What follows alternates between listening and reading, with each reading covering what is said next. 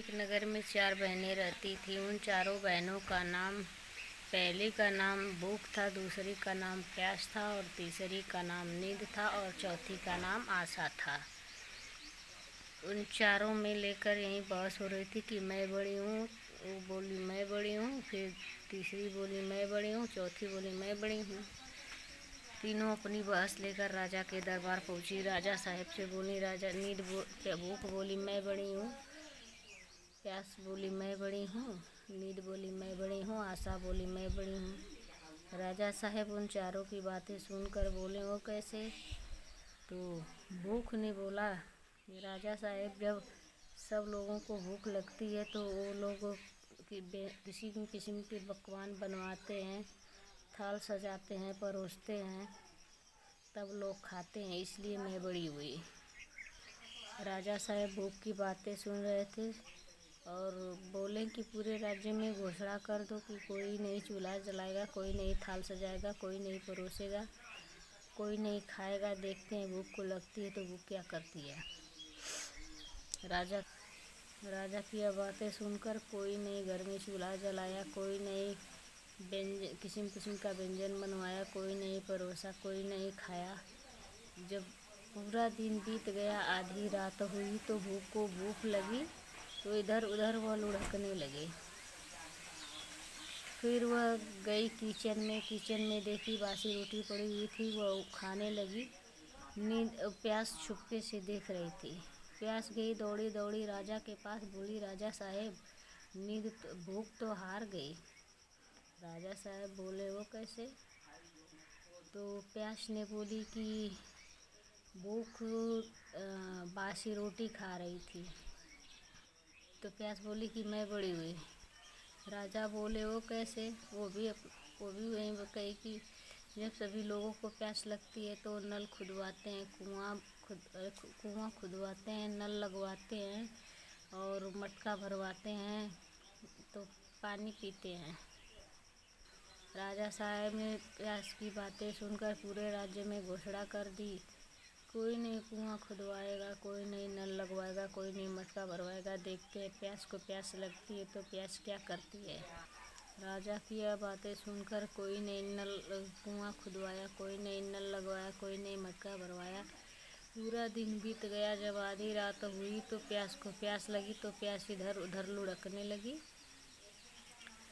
लुढ़कते लुढ़कते वह गई, एक नाला था उसमें पानी पीने लगी। तो चुपके से नींद देख रही थी। वह दौड़ी दौड़ी गई राजा के पास, बोली राजा साहब प्यास तो हार गई। राजा साहब बोले वो कैसे? तो नींद ने बोला कि राजा साहब मैंने देखा वह नाला में जाकर अपनी प्यास बुझा रही थी। राजा ने अब नींद की बातें सुनकर बोले वो कैसे तुम बड़ी हो? नींद बोली जब सभी को नींद लगती है तो वो लोग बेड लगाते हैं, बिस्तरा लगाते हैं, चारपाई बिछाते हैं, तब उस पर सोते हैं। राजा ने यह बातें सुनकर पूरे राज्य में घोषणा कर दी, कोई नहीं बेड बिस्तरा लगाएगा, कोई नहीं चारपाई लगाएगा। देखते हैं नींद को नींद आती है तो ये क्या करती है। जब नींद पूरा दिन बीत गया, आधी रात हुई जब तो नींद को नींद आई तो नींद इधर उधर भटकने लगी। भटकते भटकते वह एक कोने में जाकर के सो गई। तो आशा देख रही थी। आशा दौड़ी दौड़ी गई राजा के पास, बोली राजा साहब नींद तो हार गई। राजा साहब बोले वो कैसे? तो आशा ने कहा कि नींद इधर उधर लुढ़कते लुढ़कते जाके एक कोना में सो गई तो इसलिए मैं बड़ी हुई। राजा साहब बोले तुम कैसे बड़ी हो? आशा बोली कि सभी लोगों को किसी चीज़ की आस लगती है तो वह अपना काम करते हैं, दिया जलाते हैं, बत्ती जलाते हैं, लालटेन जला के अपना काम करते हैं। राजा साहब ने आशा की यह बातें सुनकर पूरे राज्य में घोषणा कर दी, कोई नहीं लालटेन जलाएगा, कोई नहीं बत्ती जलाएगा, कोई नहीं दिया जलाएगा। देखते हैं आशा को आस लगती है तो क्या करती है।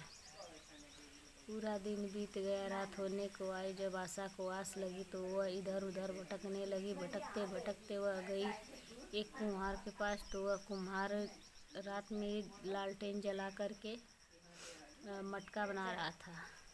आशा दौड़ी दौड़ी गई राजा के पास, बोली राजा साहब मैं बड़ी हूँ। राजा साहब बोले वो कैसे? राजा साहब को साथ में लेकर आई और उस कुम्हार को दिखाई।